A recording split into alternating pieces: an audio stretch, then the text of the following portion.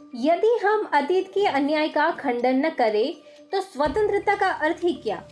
सच्ची स्वतंत्रता वही है जब अन्याय के विरुद्ध आवाज उठाई जाए। और इस प्रेजेंट जजेज जो भी आ जाए वो तो कुछ जानते ही नहीं, उनको खाली फारल्ला मानो। बहुत सही कहा आपने। अयोध्या के अंदर बहुत कुछ सीखा मैंने, और मैंने ये पाया कि पूर्व काल में भी जितने जो हिंदू लॉ को भी अगर इंटरप्रेट किया है, पर हिंदू लॉ को कम किया भाई जो थे उनसे ज्यादा सपोर्ट किया।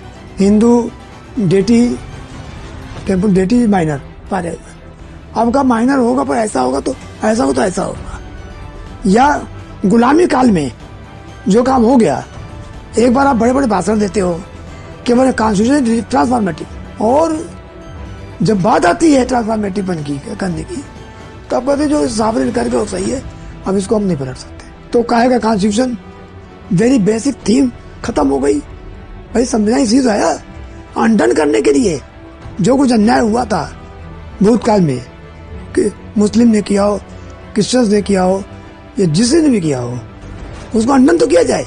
नहीं तो स्वतंत्रता का मतलब क्या होता है? जहाँ तक मैं समझ पाया हूँ और मेरी छोटी बुद्धि में जो बात आती है कि स्वतंत्रता का मतलब होता है गुलामी काल के चिन्हों को मिटाना।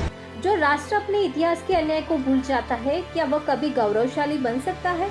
यदि हम अतीत के अन्याय का खंडन न करें तो स्वतंत्रता का अर्थ ही क्या? सच्ची स्वतंत्रता वही है जब अन्याय के विरुद्ध आवाज उठाई जाए। और इस प्रेजेंट जजेज जो भी आ जाए वो तो कुछ जानते ही नहीं, उनको खाली फारल्ला मानो। बहुत सही कहा आपने। अयोध्या के अंदर बहुत कुछ सीखा मैंने, और मैंने ये पाया कि पूर्व काल में भी जितने जो हिंदू लॉ को भी अगर इंटरप्रेट किया है, पर हिंदू लॉ को कम किया भाई जो थे उनसे ज्यादा सपोर्ट किया। Hindu deity temple deity minor पारे अब का माइनर होगा, पर ऐसा होगा तो ऐसा हो तो ऐसा होगा।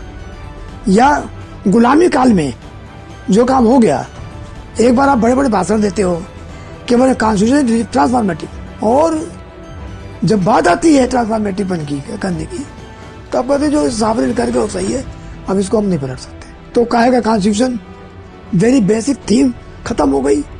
भाई संविधान इसी से आया अनडन करने के लिए जो कुछ अन्याय हुआ था भूतकाल में, कि मुस्लिम ने किया हो, क्रिश्चियंस ने किया हो, या जिसने ने भी किया हो, उसको अनडन तो किया जाए। नहीं तो स्वतंत्रता का मतलब क्या होता है? जहाँ तक मैं समझ पाया हूँ और मेरी छोटी बुद्धि में जो बात आती है कि स्वतंत्रता का मतलब होता है गुलामी काल के चिन्हों को मिटाना। जो राष्ट्र अपने इतिहास के अन्याय को भूल जाता है, क्या वह कभी गौरवशाली बन सकता है?